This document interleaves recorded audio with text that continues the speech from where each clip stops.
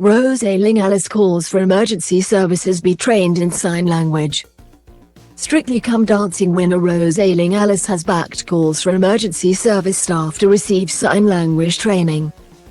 The former EastEnders star was commenting on a story where paramedics were unable to communicate to a deaf woman that her husband had died. Ayling-Ellis, who herself is deaf, said ambulance staff should have been given the right tools and support to be able to communicate with this lady. She also criticized those saying that the children should have told their mother, "I just want to break it down as simply as possible." Why can't the children tell the mother? No child should ever do this. Imagine going through the most traumatic time of your life.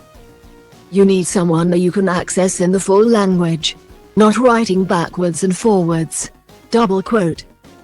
Ayling-Ellis also outlined a couple of ways emergency services could improve in their work with the hearing impaired, for example, paramedics having emergency interpreter on iPad ready on call for this situation, and basic BSL to be able to pick up quickly that this lady was trying to communicate with them.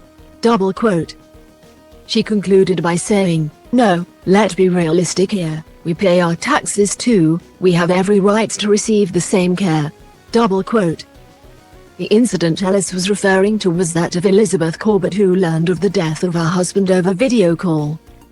Corbett, who was born deaf, was told by her children that her husband David had fallen ill, and when she returned to their home, paramedics were there but would not let her inside but could not communicate with her. Of the incident, which happened in 2021, Corbett said, "I wanted to know what was happening and the police were asking me questions. But they were all wearing face masks, so I couldn't tell what they were saying.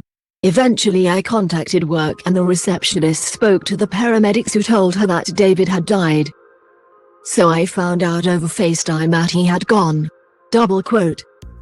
Corbett has also called for emergency services to undergo sign language training and for people in the community to have the ability to connect to an interpreter.